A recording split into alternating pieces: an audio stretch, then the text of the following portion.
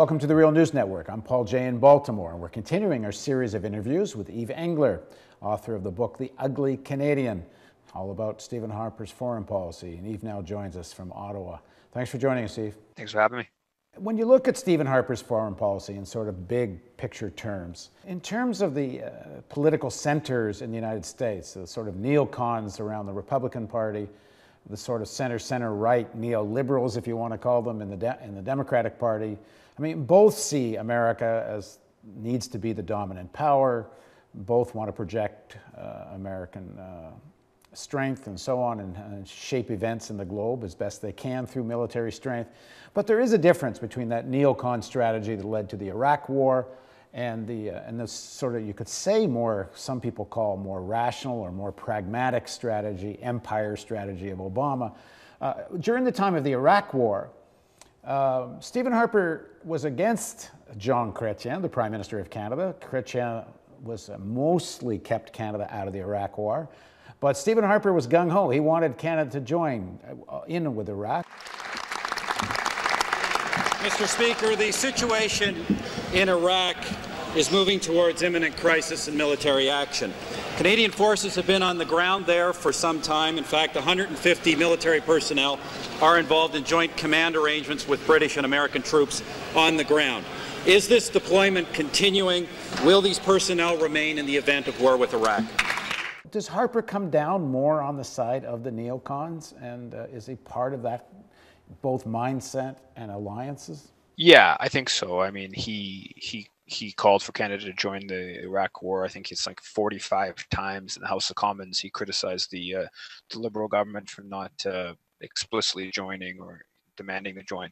So yeah, I think he comes down more on the neocon side. I think part of what there is a sense of the Conservatives Party, I think, wants to a certain extent want to kind of replicate what the hard right, the Republican Party, has created in terms of a political party based upon big business interests and a sort of base of the party that is a very socially conservative kind of Christian fundamentalist, and I think that the Harper government would like to replicate that. It sees that very positively, and a lot of the Harper government foreign policy, one element of understanding this is that foreign policy is the place where he really plays to the most right-wing sectors of the party, the Christian fundamentalists, the right-wing Jewish organizations, the Islamophobes, the mining executives, mining and oil executives, military types, and foreign policy is the place where Harper gets to be as right-wing as he would want to be. A lot on domestic issues, he hasn't been as right-wing as a lot of the base would want him to be, and so he foreign policy is sort of, that's how it fits with his sort of electoral strategy. At the more kind of structural level, this rightward shift on Canadian foreign policy, I think, is largely explained by the incredible rise of Canadian mining investment abroad, going from $30 billion in 2002 to $210 billion today. In the case of Africa, going from about $250 million in Canadian investment in mining investment in Africa in 1989 to $29 billion today. Canadian companies over the past 20-25 years have just become huge players in international mining, and that's very much tied into the rise of structural adjustment programs that the International Monetary Fund pushed in Latin America and Africa. The sort of opening up of countries' natural resource sector to foreign ownership has been very beneficial to Canadian companies. So I think the rise of Canadian mining investment is a big explanation for the more rightward shift in Canadian foreign policy. Another explanation is the rise of the tar sands and the oil there, the very highly very dirty oil, heavy carbon emitting fuel that comes out of the tar sands. And basically, if you're going to expand the tar sands, like the Conservative government, like the oil companies would like to see, you're basically telling the rest of the world to screw off when it comes to international climate negotiation meetings. So they sort of develop a certain hostility towards the UN because of those oil interests in Latin America. So I think at a structural level, the explanation for the more rightward shift in Harper's foreign policy is the rise of mining investment abroad and the rise of the tar sands over the past 10, 20 years. And in terms of Canadian public opinion, in the last federal election, foreign policy wasn't that big an issue. And he doesn't seem to be suffering consequences from a rightward shift in foreign policy. And even though I guess people can argue that the Harper government would not have been elected if it hadn't been sort of a split between the Liberals and NDP of some of the vote, they still didn't do very bad. They did pretty well. And in many ridings won outright, in spite of the would have won anyway, even if there wasn't a split vote. Has something shifted in terms of Canadians, more broadly speaking, about foreign policy? No, I don't think the public attitude has shifted in very minimally. I think that the reality is foreign policy is very rarely a major issue when it comes to elections, and most of the time the dominant media and the opposition parties just go along with whatever the foreign policy establishment puts forward. That's the general tendency. And so foreign policies, because there's so little opposition, it is the place to really please the base of his party, right? Because there's so little opposition being put up among the official sort of established political parties and media institutions. So there hasn't. I don't think that, if anything, in fact, Canadians are more internationalist today than they've ever been.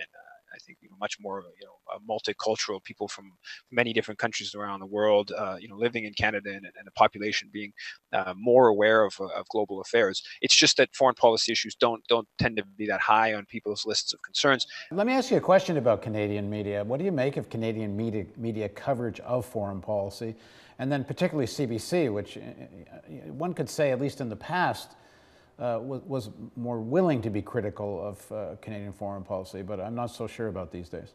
Yeah, I mean, the Canadian media is it's owned by, the vast majority of it is owned by a handful of companies. It's much more concentrated than U.S. media is even. So it's the coverage is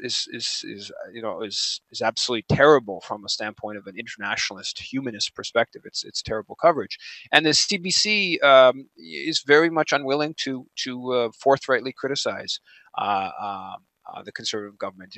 Just a couple of nights ago, there was a 4-person panel on the National, 15-20 minutes, where they dealt with Canadian foreign policy, and there's none of the 4 panelists are willing to, National being the most important news show that is on the CBC, the nightly news, and there's almost no the 4 panelists basically no substantive criticism or very soft criticism of the Conservative government. And the media is not willing to stand up and say that Palestinians have been dispossessed for 100 years by Zionism in Israel, and it's morally indefensible to support Israel's ongoing dispossession. Media is not willing to say climate change is already causing hundreds of thousands of people's deaths around the world, and it's a crime against humanity to try to block all international climate negotiation meetings like the Conservative government has done. The media is not had a producer at the Current, one of the big radio programs on the CBC, where he told me about how he bring to higher up producers story of Canadian mining company involved with a local community in a sort of devastating a local community, and the producer would say, well, didn't we cover that story last week? Well, yeah, you did. You covered that story last week from Guatemala. This story is about a Canadian mining company in Mexico, and the story is precisely the fact that this is happening all over the world. The Canadian mining companies are involved in these abuses all over the world, and that there needs to be public policy change in Canada to rein in some of these practices. But the media, the producer, higher up producers, didn't see it that way. Don't forget, Canada's involved in a war. You wouldn't know it. Canada's still fighting in Afghanistan, and next to no debate about why Canada's there. I mean, I used to do a show on CBC called Counterspin, and we had lots of debates, but we got canceled. And I don't think there's, even at that time, other than our show, there was debates about, do Canadian Jeeps have enough armor on them? There weren't a heck of a lot of debate on CBC, other than Counterspin, and since not much, about why Canada's there anyway. Exactly. The media, that's one of the recent times, they've just basically taken the government's talking points, that the 950 Canadian troops that are still in Afghanistan, that's just training. We don't need to discuss that anymore. That's just training. Well, if you want to train Afghan troops, there's a very easy way of doing it.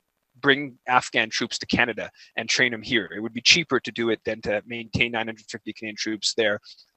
It's about supporting the ongoing U.S.-led military mission in Afghanistan. That's the point. It's we very clearly, but the media just basically does the government's talking points, and that's unfortunately that's been mostly the nature of the dominant media. They basically follow the government's perspective. I should throw in there are exceptions that are notable, and on CBC you do find in certain shows, certain radio shows, you find individuals in some of the shows like Fifth Estate, and on The Current, like you mentioned.